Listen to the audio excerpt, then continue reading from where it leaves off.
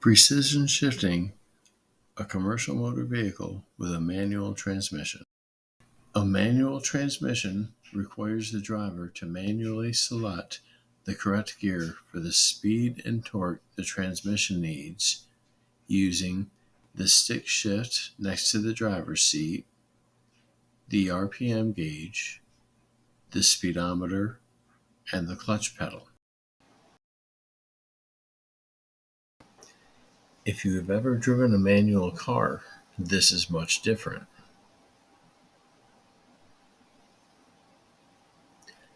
Once a manual truck begins to move, the clutch pedal alone will not allow the driver to change gears. The clutch does not have a synchronizer like a car. The driver must manually synchronize the gears. As a comparison of how the transmission works, a 10-speed bicycle has specific gears that must be used to provide torque for inclines and speed for flat ground or declines. Your legs would not allow you to pedal a bicycle uphill in 10th gear. You would need to downshift to first gear to be able to provide enough power to make it up a hill. First gear would be the largest gear on the rear sprocket. Lower gears offer more torque or pulling power at slower speeds, while higher gears offer less torque but faster speeds for flat land or declines.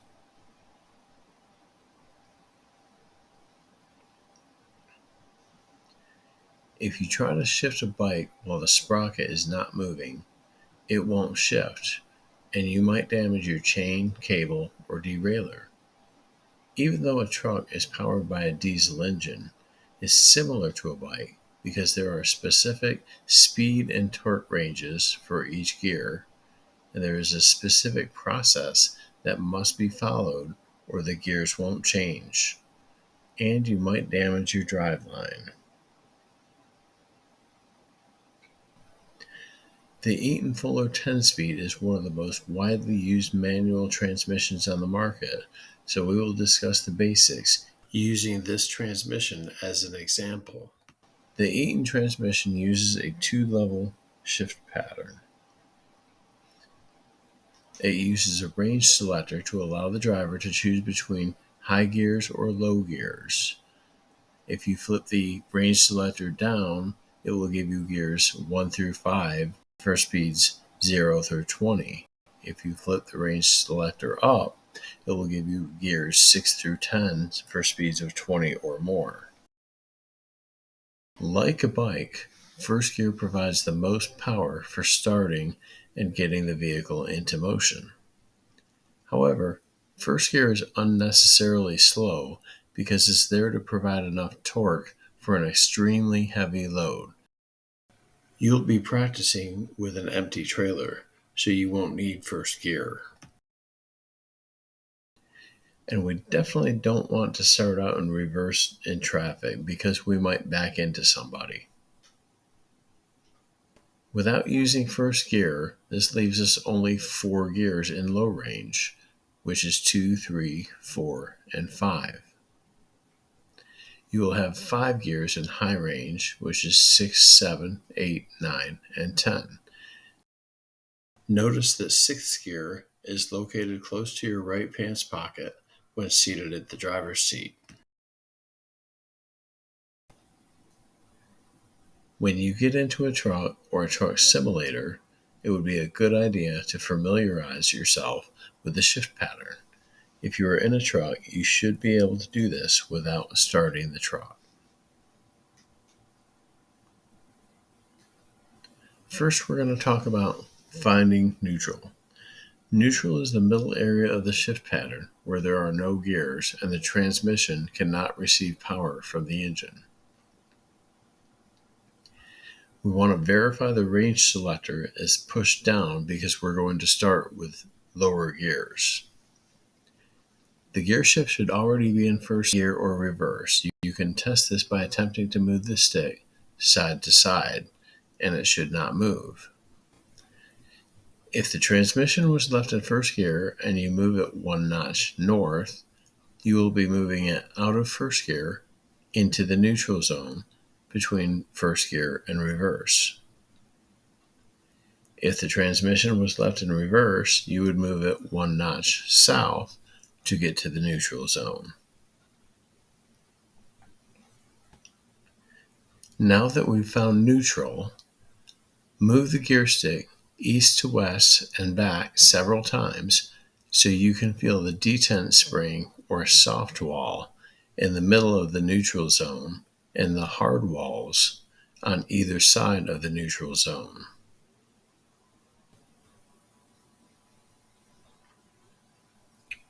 The soft wall tells you where second gear is. When the stick is against the soft wall, second gear is one notch north. When stopped in traffic, you need to be very careful not to bypass the soft wall so you don't accidentally put the truck in reverse. The left hard wall tells you the stick is between reverse and first gear, while the right hard wall tells you the stick is between fourth and fifth gear.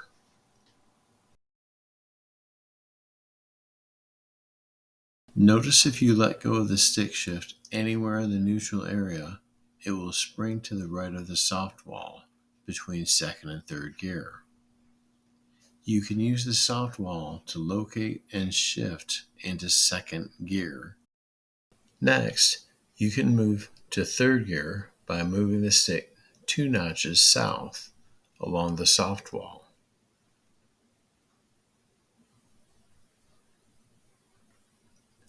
To get to fourth gear, you would move the stick north, east to the hard wall, and then north again. To get to fifth gear, move south and then south again, but keep pressure toward the east and stay on that hard wall so you don't accidentally go back to third. While in fifth gear, push the range selector to high. 6th through 10th gears are in the same places on the gear pattern as 1 through 5, only with the range selector pulled up. To shift from 5th to 6th gear, move the stick north, west, west again past the soft wall, and then south or in your pocket. Notice the gear numbers have changed because you have flipped the range selector up and entered the upper gear range. In high gears, the soft wall tells you where 7th gear is. It is very important to handle the gear shift lightly when shifting from 6th to 7th gear. Use the soft wall to help you find 7th gear, or you might accidentally move the shifter from 6th all the way to 9th gear and possibly damage the transmission. For 8th gear, move the stick south and then south again. Continue this exercise until you reach 10th gear.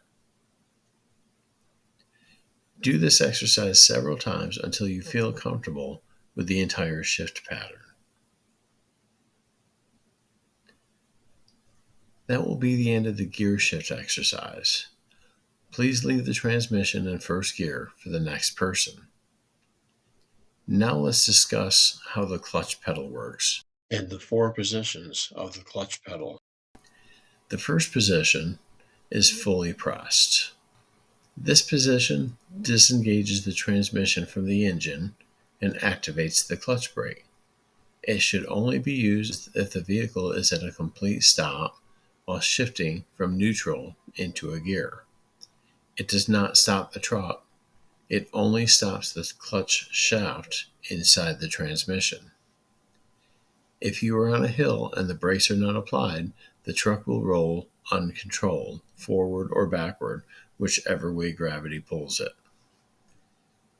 When shifting from neutral to second gear, press the clutch all the way to the floor, then count to 3 to allow the clutch brake time to stop the shaft. If you don't, the transmission will grind when you try to enter the gear, and it may not go into the gear. The next position is disengaged. This position also disengages the engine from the transmission, but it does not activate the clutch brake. It allows the shaft inside the transmission to spin with the engine at engine speed. This is how far you should push the clutch if you are shifting between two gears and not stopping. If the brakes are not applied, the truck will roll uncontrolled. The next position I want to talk about is the friction point. If you are sitting still with the transmission in first or second gear, this is where you can feel the engine begin to apply forward pressure to the transmission as you slowly allow the clutch to raise. If the driver releases the pedal very slowly after finding the friction point, the truck will move forward without need to press the accelerator. The last position is fully engaged. At this position, the clutch is at the top of its range with no foot pressure applied. The transmission is synced with the engine and receiving power. If the transmission is in second gear, the truck will move forward around 5 miles per hour. If the transmission is in neutral and the brakes are not applied, the truck will roll uncontrolled. Now let's talk about RPM range. Manufacturers do not recommend their engines to be over-revved or under-revved. Most newer Freightliner engines are recommended to be run between 1200 and 1700 RPMs. If you rev the engine more than its maximum, it may damage the engine and will result in poor fuel economy. 1700 RPM is the max in most Freightliners. Some engines have a governor that will keep you from revving it more than its maximum recommended range. If the engine does not have a governor, you must keep the engine from over-revving by controlling your foot on the accelerator while shifting and by upshifting when necessary. Typical engine idle RPM is around 500, but if the engine is trying to provide power to the transmission with less than 1200 RPMs, the engine will lug and possibly stall. When the engine gets down to 1200 RPMs, you should downshift to a gear that will allow the engine to move more than 1200 revolutions per minute. To lug the engine is to overwork the engine with a gear that is too high, to the point that it cannot power the vehicle. This is just like when you try to climb a hill on a bicycle in a gear that is too high, and your legs are not able to provide enough power. Idling off. Make sure the range selector is in down position, and then hold the brake pedal while you press the clutch all the way down to the floor and count to 3. This gives the clutch brake time to activate. Next, push the stick north to second gear from against the soft wall. Then slowly lift your left foot to allow the spring of the clutch to raise the pedal up. Leave your right foot on the brake. As the clutch rises, you will hear the engine RPM lower and feel the transmission applying lateral pressure to the vehicle. When you feel the transmission pressure on the truck, take your right foot off the brake and allow the clutch to raise very slowly, which will allow the truck to roll. There is no reason to push on the accelerator at this time. Pushing on the accelerator would cause the truck to buck and make it hard to control. The engine has enough torque to take off without using the accelerator. Remember, it takes both the clutch and brake to stop the truck. Practice starting and stopping until you can do it smoothly every time. Upshifting. After learning to perform a smooth idle off and stop, you will need the RPM gauge to shift. The truck we are using as an example is a 2015 plus or minus Freightliner. The operating range for most of these trucks is usually between 12 and 1700 RPM. Notice RPMs are in multiples of 100 on the gauge. Shifting is accomplished by matching your road speed to the correct gear with the correct RPMs. Most Freightliners have a drop of 300 RPM.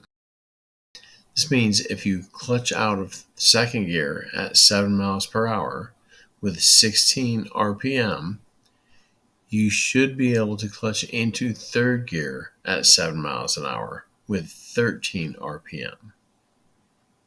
So out of second, 16 RPM, into third, 13 RPM. You're just subtracting 3. Remember from earlier, to get from second gear to third, you would pull the gear shift south, then south again, against the soft wall. Every time you move the gear shift north or south, you are taking the transmission out of a gear or shifting into a gear. So the clutch must be pushed to disengage the transmission from the engine and then re-engage. Do not press all the way down. Only press past the friction point. Fully pressing the clutch will activate the clutch brake and disable you from changing your gear. It takes about 2 seconds for the RPM gauge to drop from 16 to 13. And you must clutch into third gear exactly when the RPM drops to 13. It takes time to build coordination to be able to do this. If you miss 13 RPM, rev and hold the RPM at 13 before your vehicle changes speed. You will still be able to change into third gear. Simply hit the clutch again once you have the RPM back on 13, and then go back to third gear and clutch it in. If you had come out of second gear at 17 RPM and missed the drop at 14, you can also hold the rev at the bottom of the range to get back into third gear, which would be 12 RPM. If you are able to travel at highway speeds, work through the gears the same way you did the gear pattern exercise earlier until you get to 10th gear. Downshifting. If you are in 6th gear moving at 20 miles per hour, your RPMs will be at 15. If you need to slow down to 15 miles per hour, your RPM would reduce to 12, which is at the bottom of your operating range. So you need to downshift. Most Freightliners have a downshift rev of 4 RPM. So to downshift from 6th gear to 5th gear, you're going to press the range selector down before clutching out of gear because you're going to change into a lower gear from a higher gear. Press the clutch and move the stick shift out of 6th gear into neutral. Rev the engine to 16 RPM while you line the stick shift up to 5th gear. Clutch into 5th gear while holding the RPMs at 16 with your right foot.